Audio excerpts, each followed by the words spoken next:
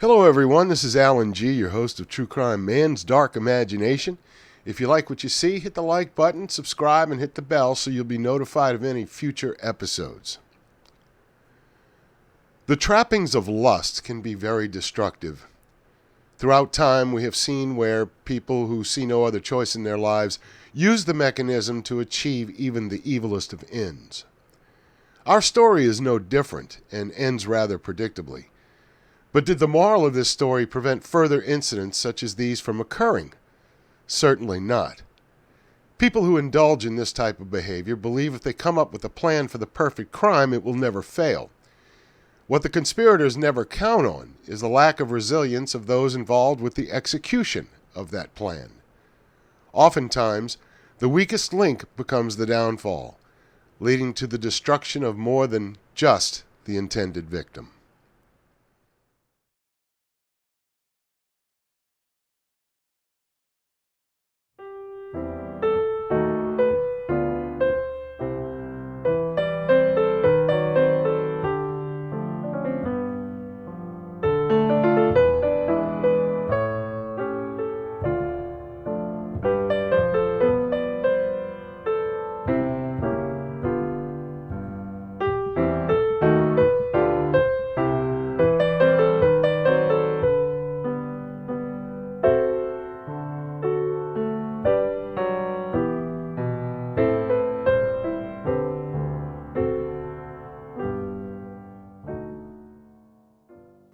Strapped to his right ankle was the reason for his careful footsteps. A custom single-use camera, a miniature version of a classic model, was neatly tucked beneath his pant cuff. A wired shutter release ran up his leg, the button within undetectable reach of his hand. Photography was strictly prohibited during executions, and the rule was enforced even more so at Ruth Snyder's execution. The press had been enamored with her case since it broke and were clamoring to be allowed in to photograph her final moments. As an unknown out-of-towner, Howard, the man with the camera attached to his leg, was the only one who had managed to smuggle a camera in. After Snyder was brought in, the small crowd watched as she was strapped to the chair. When it was turned on, Howard pointed his toe toward her chair and snapped a single photo. Though Ruth Snyder was dead, her photo lived on. Born in Manhattan, New York on the 27th of March in 1895, Ruth was raised by Scandinavian immigrants. Though her family struggled to make ends meet from time to time, they tried their best to assure that she had the best possible life within their circumstances. Uninterested in her education, Ruth quickly realized she sought a carefree life while fulfilling the traditional American wife lifestyle. It wasn't long until Ruth realized that Albert Snyder was able to provide her with just that. After accidentally calling his office trying to contact a manufacturing company, Ruth was first introduced to Albert Snyder with nothing less than anger. Upset that she had disrupted his busy day, Albert quickly realized that he had presented himself the wrong way. After agreeing to meet in person to apologize, Albert quickly fell in love with the blonde-haired, blue-eyed girl before him. It wasn't long after that Albert quickly began showering Ruth with the life she had always sought, including a job as a reader and a copyist at the motor boating company Albert worked for. From fancy dinners to being showered with luxurious gifts, both quickly fell for one another. Or so they thought. What Ruth didn't see was the broken side of Albert prior to their marriage. Prepared to marry another woman, a woman named Jessie Guichard, he certainly wasn't expecting her sudden death. Heartbroken, Albert was left with nothing more than photographs and memories of Jessie. Daily he wore a pin on him that had her initials, JG. Ruth was understanding of Albert's grief, and was even unbothered by Jessie's photographs that Albert still displayed around his house. However, after some time, Ruth began taking them down, which only caused heated arguments. Apart from Ruth's jealousy of Albert's lost love, the age gap between the two increased their tension as well. Ruth was in her 20s, and she wanted to go out on the town and live the life of a young woman. Albert was in his mid-30s, ready to settle down, which is something that brought discomfort to Ruth, yet also some excitement. In 1917, Ruth became pregnant, bringing her nothing but joy. Expecting the same reaction from Albert, Ruth was quickly surprised with the complete opposite, as Albert was not looking forward to being woken up in the middle of the night by a crying baby, nor was he thrilled with the idea of changing diapers. Soon, after Lorraine's birth, Ruth got the opportunity to live the life that she felt she had been deprived of, as her mother moved into the Snyder household. The appearance of Judd Gray was everything Ruth sought for in her marriage, but wasn't getting. After birthing their daughter, Albert would deteriorate Ruth's mental health by making persistent comments about her post-pregnancy body. With low self-esteem, and with the aid of her mother, Ruth began living the nightlife she was deprived of with Albert. Nights of drinking and talking with Gray, oddly enough, brought up the plot of murdering Albert. Though both blamed each other for the idea of the murder, the fact that they each came from unhappy marriages bonded them more than they had anticipated. Ruth's marriage was so broken that she had previously attempted murdering Albert a number of times before. The 3 life insurance policies Ruth sustained over Albert was more than enough of a reason to continue with her failed attempts. The $45,000 insurance policies were under a double indemnity clause, meaning it would double if Albert's death was characterized as an accident. One of these accidents occurred one day when Albert was working on his car in the garage. Seeing a perfect scenario, Ruth attempted to rig the lift of the car just as her husband was under it. However, Albert rolled out just in time to avoid being crushed by inches. Frustrated, Ruth tried once more to end Albert's life. As usual, one afternoon, Albert found himself in the garage working on his car. As any wife would, she brought him a drink. However, hers had a little twist. Shortly after drinking the roofied drink, Albert quickly fell asleep in the car as the engine was running. With the garage closed, Albert eventually woke up inhaling gas fumes.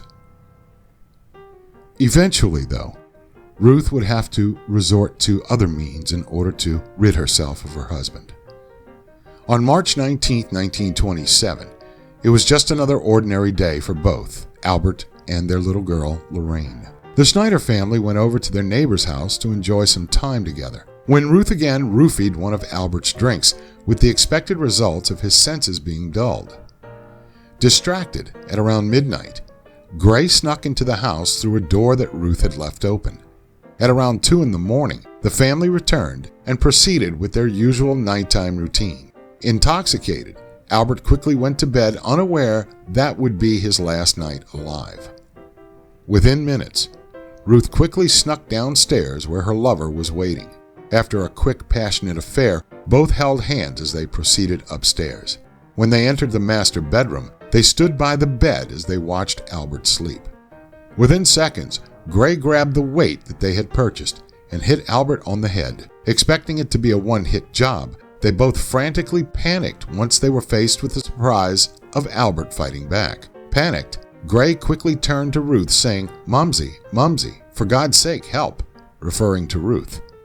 Though intoxicated, Gray had almost no chance fighting against Albert, which was when Ruth decided it was time for her to take over.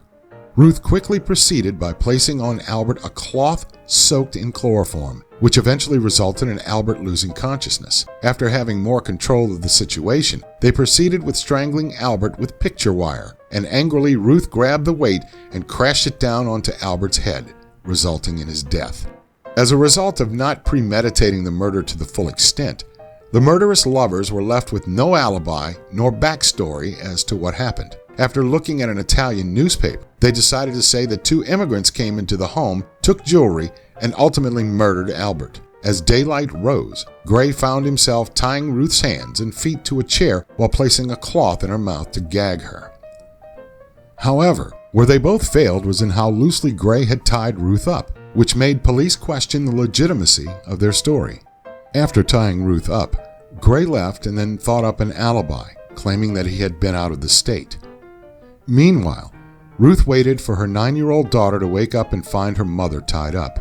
Impatient, Ruth somehow made her way to Lorraine's door and started banging on it with her tied-up foot, eventually waking Lorraine up. Immediately, Lorraine removed the gag from her mother's mouth and ran over to the neighbors, who ended up calling the police.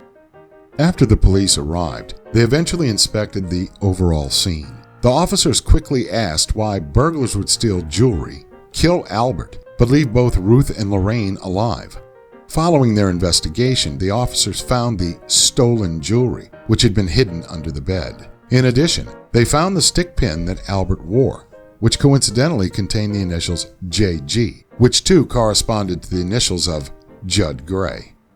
The police officers concluded that it could have belonged to the killer. Furthermore, Officer Arthur Kurth found himself going through a checkbook where he found a $200 check to Gray, thus overall strengthening their belief that their prime suspect was Judd Gray. Once called in for questioning, surprisingly, Ruth confessed, but she blamed the plot completely on Gray.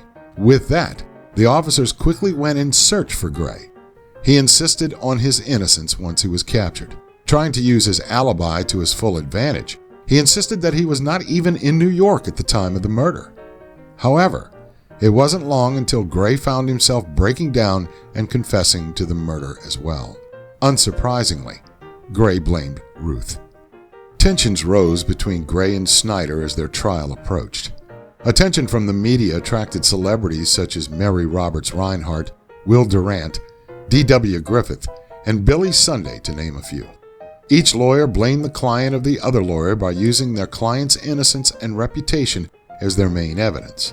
Ruth's lawyer argued that Albert drove love out from the house by still being in love with his first true love despite her passing. To match the argument being made, Ruth wore a plain black dress as she expressed her distress over her husband's tragic and traumatic passing. With this, Ruth tried to assure the jury that she resembled a loving housewife.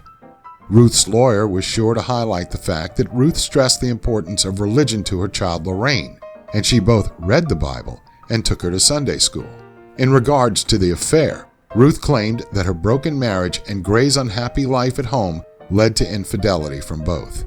In addition, Ruth went against Gray and her nights out drinking by arguing that her drinking and smoking wasn't a habit. Lastly, Ruth claimed that it was Gray who insisted she take out the insurance policies that were under Albert's name, as he sent me poison and told me to give it to my husband. With these claims made against Gray, Gray's lawyer used everything that was said about him and turned it the other way by using his clean record as his main argument. Gray's lawyer described his situation as the most tragic that has ever gripped the human heart, while arguing that Gray was a law-abiding citizen who was manipulated and taken advantage of by a designing, deadly, conscienceless, abnormal woman, a human serpent, a human fiend in the guise of a woman. When it was Gray's turn to speak, he shared stories about the inhuman acts Ruth had previously attempted on Albert by once placing knockout drops in his drink and, when failed, tried to gas him. Gray finished his testimony by highlighting the additional 2 times Ruth attempted to end Albert's life with sleeping powders. After describing the night of the incident in further detail, Ruth began sobbing so loudly that even the judge glanced at her. With the media constantly on them, Gray took advantage of just that. Gray spoke to the tabloids on a frequent basis with the claims that he was nothing less than an innocent man. Gray took it to the next extreme and went as far as describing Snyder's manipulation by saying, "She would place her face an inch from mine and look deeply into my eyes until I was hers completely. While she hypnotized my mind with her eyes, she would gain control over my body by slapping my cheeks with the palms of her hand." After hearing all the evidence and testimony, the jury reached the verdict, guilty of murder for both of them, Ruth Snyder and Gray. Their sentence, death. The attention given to the case by reporters had successfully turned from a small-town murder into a sensational nationwide crime. As soon as the people heard there would be an execution, the first woman's execution in 30 years, everyone wanted a piece of the action. However, when the police heard that everyone wanted coverage, they shut it down. While photography was usually prohibited in executions, Sing Sing guards took it especially seriously in Ruth's case. No member of the media would get in with a camera. That much the guards were sure of. Little did they know that Tom Howard, an enterprising journalist, had up his sleeve, or his pants leg to be exact. The editors of the New York Daily News knew that Sing Sing guards were familiar with all of their reporters, so they outsourced. Tom Howard, a photographer for the Chicago Tribune, which owned the Daily News, agreed to go to Sing Sing as an undercover reporter. The photo he took was angled, slightly, and blurry, but nonetheless priceless. Despite not being able to even see what he was taking a photo of, and having to guess his aim by using the toe of his shoe as a pointer, the photo was ultimately a good one. The morning after the execution, the photo was splashed across the front page of the New York Daily News under the headline that simply read, "Dead." The photo was instantly hailed as the most famous tabloid photo of the decade, and indeed it was. The photo itself, as hazy as it was shocking. The image of Ruth Snyder's fingers curled around the arms of the electric chair haunted audiences for years. Howard was given a $100 bonus for the photo, which caused a change in prison procedure. For decades after, anyone attending an execution was thoroughly searched before they were allowed in the room, with particular attention paid to pants legs.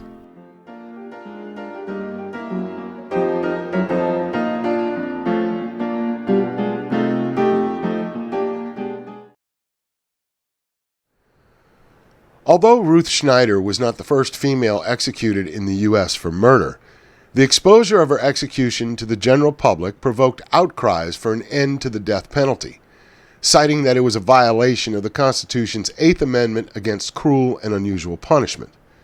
Now, if we consider the crime, isn't the cruel and unusual punishment the destruction that those deemed a danger to society have rained down upon innocent people?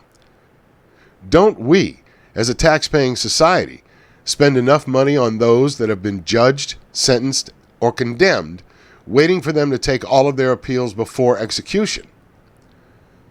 All we have to do is examine a lot of the cases presented here on the channel. The inhumane treatment of victims demonstrates that evil does exist. We see it every day. The punishment is designed to fit the crime, and sometimes the punishment is less for the gravity of the offense. If you'd like to support the channel, we're on PayPal, GoFundMe, and BuyMeACupOfCoffee.com. We also have a presence on Facebook and Twitter.